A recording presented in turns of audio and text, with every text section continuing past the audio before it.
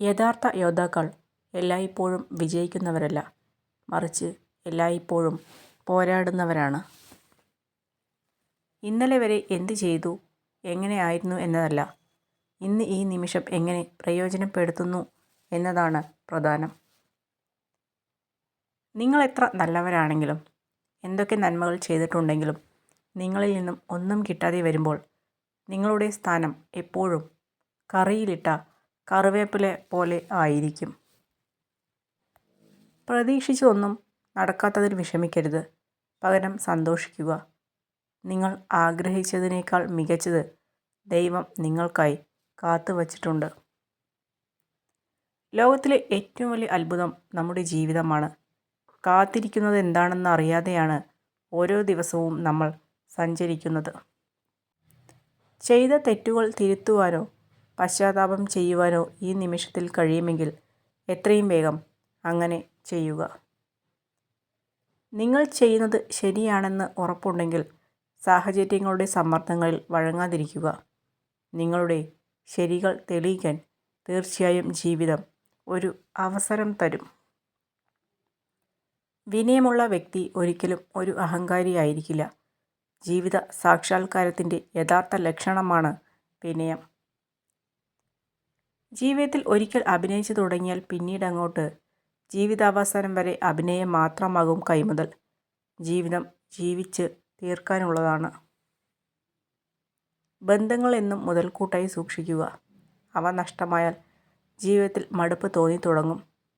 മനുഷ്യനെ ഈ ഭൂമിയിൽ ജീവിക്കാൻ പ്രേരിപ്പിക്കുന്നത് തന്നെ ബന്ധങ്ങളാണ്.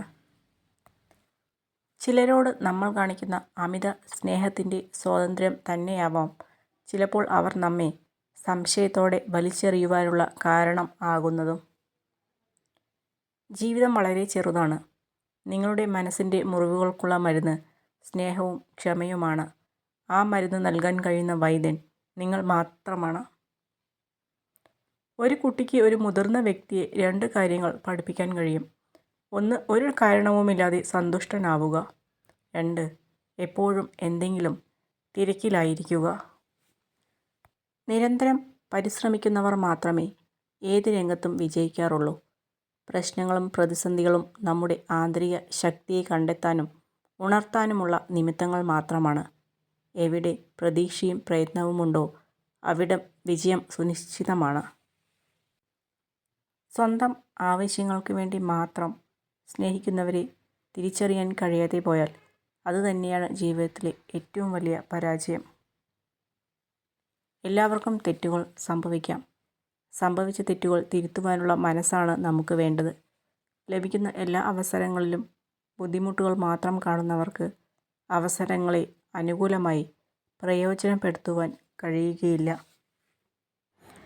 ഒരു വാതിലടയുമ്പോൾ മറ്റൊന്ന് തുറക്കുന്നു. പക്ഷെ പലപ്പോഴും നിങ്ങൾ അടച്ച വാതിലിലേക്ക് നോക്കി സമയം കളയും. നിങ്ങൾക്കായി തുറന്ന വാതിൽ കാണുകയുമില്ല.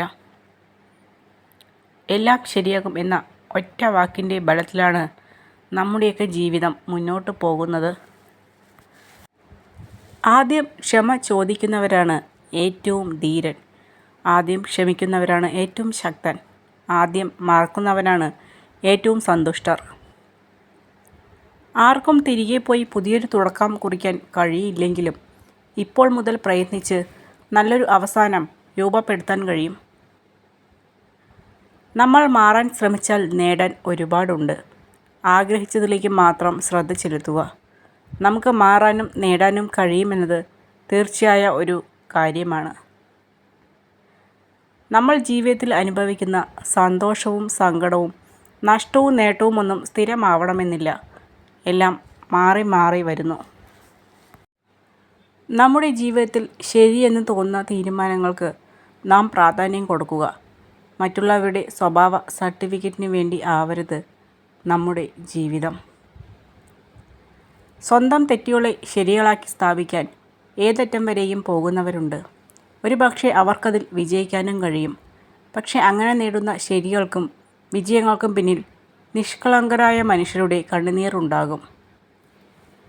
നിങ്ങൾക്ക് കഴിയുമെന്ന് നിങ്ങൾ വിചാരിച്ചാലും നിങ്ങൾക്ക് കഴിയില്ല എന്ന് നിങ്ങൾ വിചാരിച്ചാലും നിങ്ങളുടെ ചിന്തകൾ ശരിയാണ്.